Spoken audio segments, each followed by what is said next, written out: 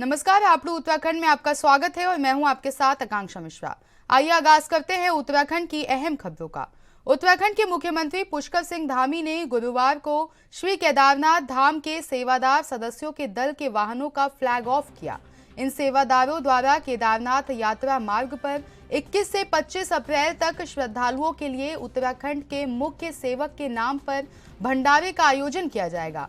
बाबा केदार की डोली के गुप्त काशी से केदारनाथ पहुंचने तक यात्रा पड़ावों पर श्रद्धालुओं के लिए भंडारे का आयोजन किया जाएगा। 24 और 25 अप्रैल को हेलीकॉप्टर से पुष्प वर्षा भी की जाएगी। मुख्यमंत्री पुष्कर सिंह धामी ने कहा कि उत्तराखंड की चारधाम यात्रा के लिए श्रद्धालुओं की सुविधा के दृष्टिगत सभी तैयारियां की गई हैं। चारधाम यात्रा की नियमित समीक्षा की जा रही है। चारधाम यात्रा के प्रति लोगों में काफी उत्साह है। अभी तक 16 लाख से अधिक पंजीकरण हो चुके हैं। स्वयंसेवी संगठनों और सामाजिक संगठनों का पूरा सहयोग मिल रहा है। साथ ही उन्होंने कहा कि देवभूमि उत्तराखंड आने वाले सभी श्रद्धालुओं को हर संभव सुविधा दी जाएगी।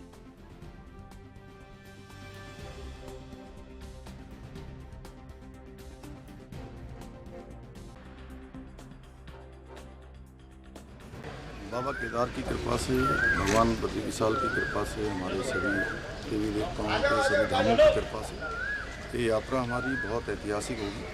बहुत लोगों के अंदर उत्साह है, जोश है, आस्था है, श्रद्धा है। पूरे देश के लोग लगातार बुकिंग करवा रहे हैं। 16 लाख के लगभग लोगों के अभी तक पंजीकरण हो गए हैं। ऑफलाइन भी चल रहा है, ऑनलाइन भी चल रहा है और बहुत सारे स्वयंसेवी संगठन, सामाजिक संगठनों के लोग, सामाजिक लोग, सेवादार सभी अपने अपने स्तर पर काम कर रहे हैं। कोई भंडारा चला रहा है, कोई सेवा के काम कर रहा है। मैं सभी का धन्यवाद करता हूँ। सब लोग यात्रा को सफल बनाने के लिए आगे आ रहे हैं। हमारा ध्येय है कि पूरे देश भर से आने वाले श्रद्धालु अच्छी प्रकार से, ठीक प्रकार से अपने दर्शन कर पाएँ, उनकी यात्रा अच्छी हो, भगवान उनकी सबकी मनोकामना पूर्ण करें। हम सबकी आतिथ्य के लिए तैयार हैं। उत्तराखंड पूरा सरकार सभी व्यवस्थाएं कर रहे हैं और लगातार उसकी मॉनिटरिंग समीक्षाएं लगातार हो रही हैं। मैं स्वयं अपने स्तर पर भी कर रहा हूं और भी हमारे सभी संबंधित विभागों के लोग जो जिस विभाग से संबंधित है, सभी तैयारियां पूरी हो रही हैं। पूरे राज्य का समेकित रूप से विकास होना चाहिए। इसलिए विकास के मामले में कोई पक्ष नहीं, कोई पक्ष नहीं, पूरे प्रदेश का एक साथ विकास होना चाहिए। इसलिए सभी का सहयोग और सबका साथ, जो माननीय प्रधानमंत्री जी का मंत्र है, सबका साथ, सबका विकास, सबका विश्वास। मुख्यमंत्री पुष्कर सिंह धामी ने गुरुवार को सचिवालय स्थित राज्य आपातकालीन परिचालन केंद्र में चारधाम यात्रा 2023 के सफल संचालन हेतु राष्ट्रीय आपदा प्रबंधन प्राधिकरण द्वारा आयोजित टेबल टॉप और मॉक अभ्यास कार्यक्रम में प्रतिभाग किया। इस अवसर पर मुख्यमंत्री ने चारधाम यात्रा मार्गों पर आपदा प्रबंधन के लिए किए जा रहे मॉक अभ्यास का वर्चुअल अवलोकन भी किया। मुख्यमंत्री ने कहा कि चारधाम यात्रा के लिए राज्य सरकार द्वारा श्रद्धालुओं की सुविधा के दृष्टिगत सभी तैयारियां की गई हैं। चारधाम यात्रा मार्गों पर आपदा प्रबंधन की दृष्टि से यात्रा शुरू होने से पूर्व मॉक अभ्यास किया गया है। इससे आपदा प्रबंधन के लिए केंद्र और राज्य सरकार के विभिन्न संस्थानों के बीच समन्वय भी बढ़ेगा। मुख्यमंत्री ने कहा कि सुगम और सुरक्षित चारधाम यात्रा की नियमित समीक्षा की जा रही है।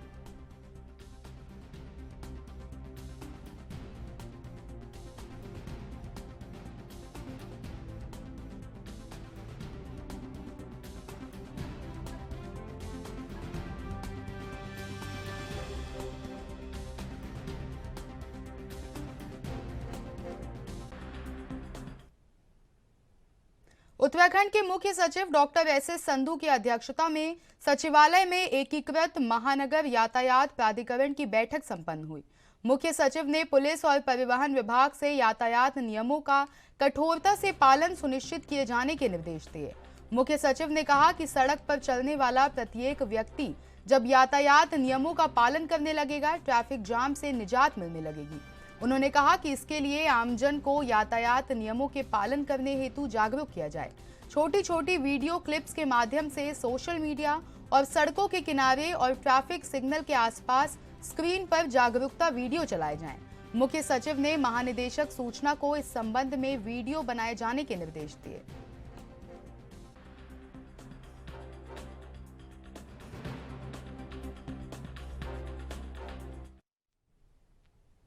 वहीं कैबिनेट मंत्री गणेश जोशी ने देहरादून के जाखन में सीवर पंपिंग स्टेशन का भूमि पूजन किया।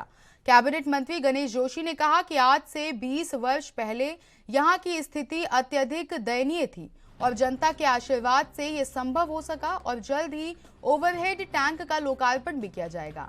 राज्य योजना में भी सड़कों की स्वीकृति का कार्य प्रगति पर है। हर घर नल योजना के माध्यम से सभी घरों को पानी दिया जा रहा है। उज्ज्वला योजना के माध्यम से देश में 12 करोड़ से अधिक गैस कनेक्शन दिए गए हैं। इसी प्रकार से मंत्री ने केंद्र की योजनाओं को अपने संबोधन में जनता के बीच रखा।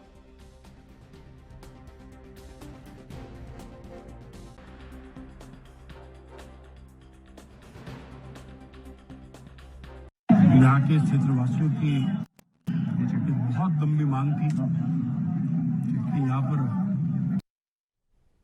चारधाम यात्रा के मद्देनजर मुनिकीरेती थाना परिसर में पीआरडी के जवानों को आपदा भूस्खलन से बचाव का प्रशिक्षण एसडीआरएफ की ओर से दिया गया। बुधवार को मुनिकीरेती थाना परिसर में एसडीआरएफ के जवान पहुंचे। उन्होंने चारधाम यात्रा के मद्देनजर मुनिकीरेती थाना क्षेत्र में ड्यूटी पर तैनात होने आए पीआरडी के जवानों को आपदा और भूस्खलन होने के दौरान बचाव करने का प्रशिक्षण बताया। किसी भी परिस्थिति में यात्रा के दौरान ड्यूटी करने वाले जवान को पीछे नहीं हटना है।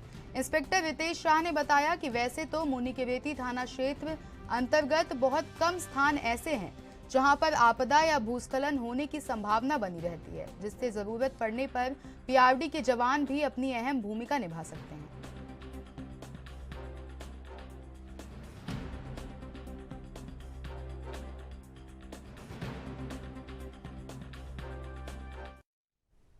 कांग्रेस के वरिष्ठ नेता प्रीतम सिंह ने एसीआर को लेकर कहा कि सतपाल महाराज 2017 से प्रदेश में जो सरकार रही और है उसमें वरिष्ठ मंत्री के रूप में लगातार कार्य करते रहे हैं, लेकिन लगातार एक ही बात को कहते रहे हैं कि एसीआर लिखने का अधिकार मंत्रियों को मिलना चाहिए। प्रीतम सिंह ने कहा कि पिछले 5 साल में भी हमने ये गाना सुना और अब 2022 के चुनाव के बाद जो सरकार बनी है, इस सरकार में भी हम वही गाना सुन रहे हैं। उन्होंने कहा कि एसीआर अधिकार मिलना चाहिए। इससे स्पष्ट परिदृश्य हो गया है कि सरकार और प्रशासनिक अधिकारियों में कोई समन्वय नहीं है और समन्वय न होने की वजह से प्रदेश का तो अहित हो ही रहा है, लेकिन मंत्री भी अपने आप को असहज महसूस कर रहे हैं। प्रीतम सिंह ने कहा कि इसलिए बार बार वो एसीआर लिखने की मांग उठा रहे हैं। उनका कहना है कि अब देखना बाकी है। प्रदेश के मुख्यमंत्री ने कहा है कि अगली कैबिनेट में एसीआर लिखने का मसौदा पेश किया जाएगा या नहीं, यह अधिकार प्रदेश के कैबिनेट मंत्रियों को मिलेगा। तो वो कौन सा गुल खिलाते हैं, ये देखने वाली बात होगी।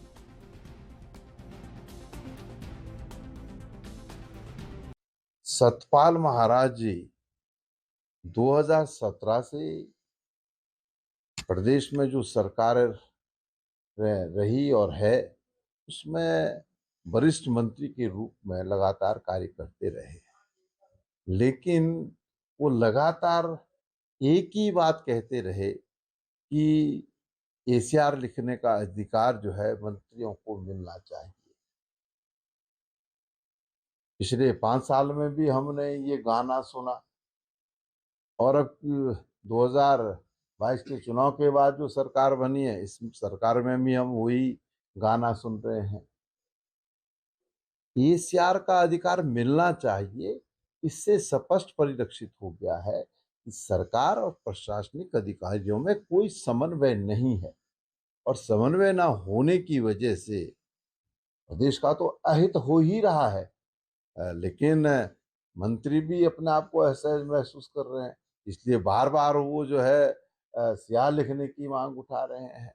अब देखते हैं, मुख्यमंत्री ने कहा कि अगली कैबिनेट में जो है इस मसौदे को लाया जाए और जब ये अधिकार मंत्रियों को मिलेगा तब वो कौन सा गुल खिलाते हैं, ये आगे आगे देखिए होता है क्या। वक्त हो गया एक छोटे से ब्रेक का। हाजिर होंगे ब्रेक के बाद।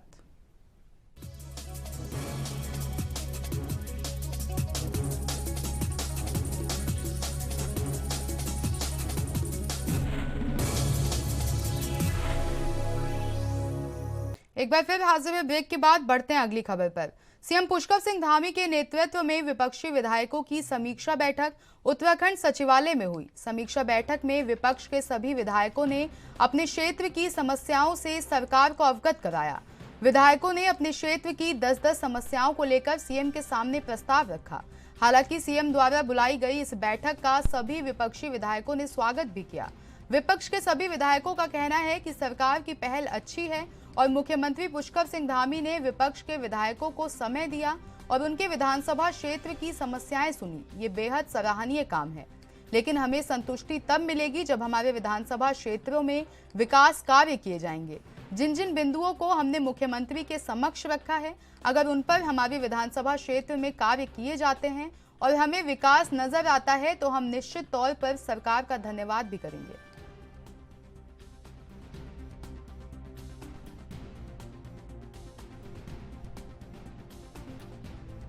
निर्देश दिए क्या कुछ है?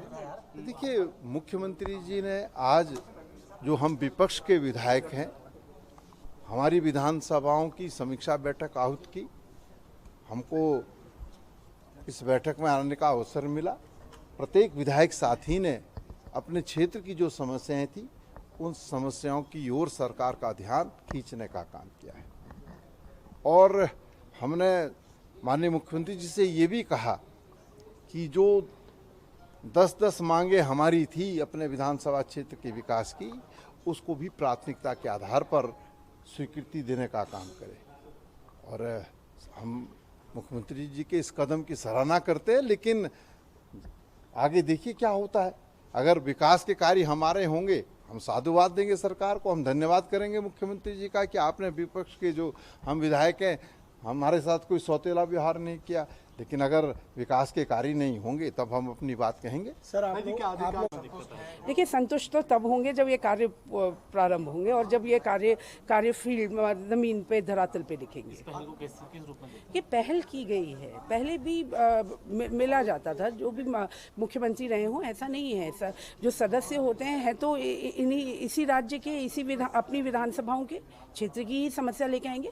लेकिन पहल की गई, पहल का आउटकम क्या है उसके बारे में होगा। जो नेक्स्ट हमारी मीटिंग आने वाले समय में होगी, जब ये जो हमने 10 औचित्यपूर्ण योजनाएं, जो अभी हम नई योजनाएं लाए, उसका क्या फीडबैक हुआ, वो क्या हो, तब हम कहेंगे कि कैसी रही पहल। अपने प्रमुखता से रखी होंगी उनका समाधान। नहीं, जो 10 काम हमने माननीय सीएम साहब ने पहले लिए थे, उन्हीं पे जोर दिया गया। अगर वो हो जाएंगे तो मैं समझता हूँ कि लक्ष्य का संपूर्ण विकास हो जाएगा।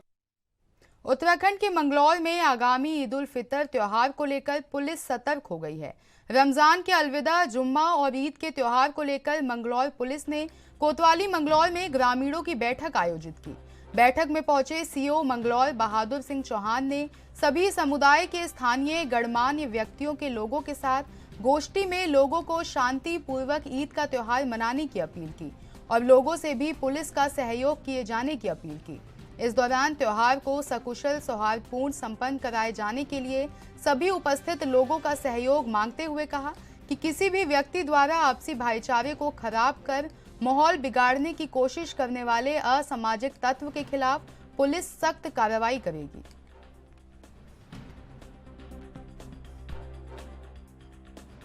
आज जो है यहाँ ईदगाह, जो ईद उल फितर का त्यौहार है 22 तारीख को, और उससे पहले जुम्मे का है 21 तारीख को। उस संबंध में जो है शांति सुरक्षा समिति की जो है बैठक बुलाई गई है और इसमें सभी लोगों से सुझाव लिए गए हैं कि मंगलौर थाना क्षेत्र में अगर कहीं कोई समस्या रही हो विगत वर्षों में, उस संबंध में चर्चाएं की गई है। कोई ऐसी समस्या आई नहीं, केवल एक समस्या पानी वगैरह को लेकर पिछले बार आई थी, उस समस्या को इन्होंने रखा है, उसका निराकरण हो जाएगा।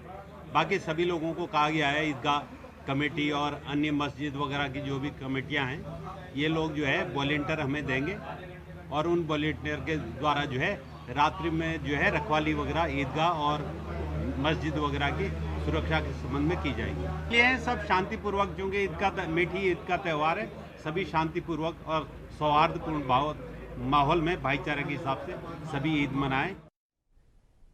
उत्तराखंड वन विभाग में प्रमुख वन संरक्षण की कुर्सी को लेकर चल रहे विवाद पर सरकार ने सकारात्मक फैसला किया है।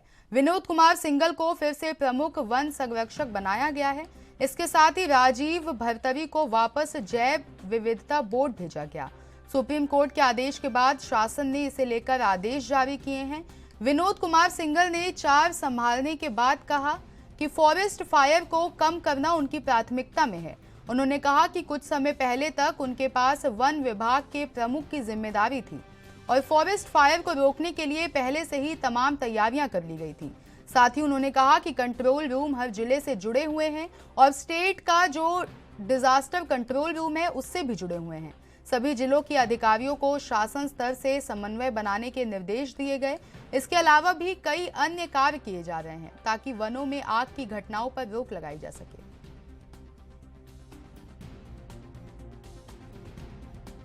पद को लेकर असमंजस चल रहा था, आज आपको चार्ज मिला है और चार्ज उस समय मिला है कि जिस समय कहीं आग का खतरा तो कहीं जानवरों का खतरा, तो इसमें किस तरीके से तैयारी कर रही है?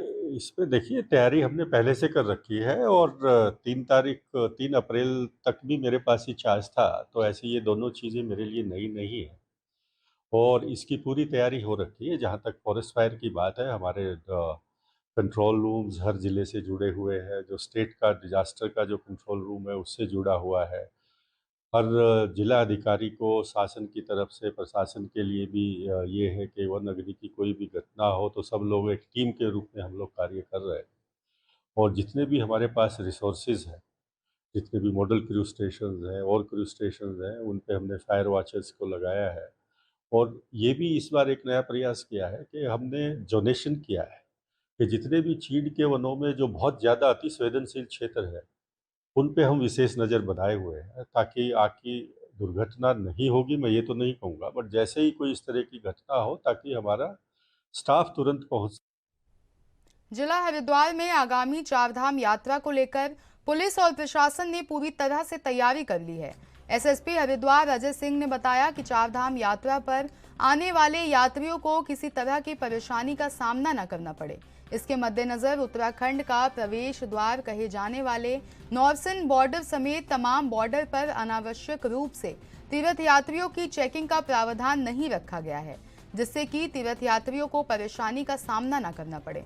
उन्होंने कहा कि दूर दराज से तीर्थ यात्री आते हैं और उन्हें चारधाम यात्रा के लिए बहुत दूर जाना होता है, इसलिए चेकिंग के नाम पर अनावश्यक रूप से तीर्थ यात्रियों को बॉर्डर पर परेशान नहीं होना पड़ेगा, जिसको लेकर बहुत ज्यादा चेकिंग का प्रावधान नहीं रखा गया है। साथ ही कहा कि व्यवस्थाओं को लेकर सभी तैयारियां पूरी कर ली गई हैं। वहीं जिला अधिकारी हरिद्वार विनय शंकर पांडे ने कहा कि चारधाम यात्रा को लेकर प्रशासन ने पूरी तैयारियां कर ली हैं और जो भी चारधाम यात्रा के लिए जाता है वो कम से कम 1 दिन तो हरिद्वार जरूर रुकता है। यात्रियों की किसी तरह की परेशानी ना हो, ये ध्यान रखना हमारा कर्तव्य है। चारधाम यात्रा को लेकर तैयारियां शासन स्तर पर, जिले स्तर पर सभी जगह की गई हैं और हरिद्वार एक एंट्री पॉइंट है चारधाम यात्रा का और बेसिकली जो भी यहाँ चारधाम में जाता है 1 दिन जरूर स्टे हरिद्वार करता है, माँ गंगा का स्नान करता है, गंगा आरती देखता है, लोकल मंदिरों का भ्रमण करके तब आगे यात्रा पे जाता है। तो हरिद्वार इस मामले में थोड़ा लकी है, सौभाग्यशाली है कि यहाँ पर जितने भी यात्री आएँ उनके रहने का पर्याप्त स्थान है, पर्याप्त पार्किंग की व्यवस्था है और हमारा पुलिस प्रशासन सभी लोग हर इतने बड़े बड़े स्नान पर्वों को, मैं तो ये कहूँगा हरिद्वार में तो हर वीकेंड पर एक मेले जैसा माहौल रहता है, 40-40, 50-50 लाख लोग हमेशा आते हैं। तो वी आर फुली ट्यून्ड, हमको पता है किस तरह से।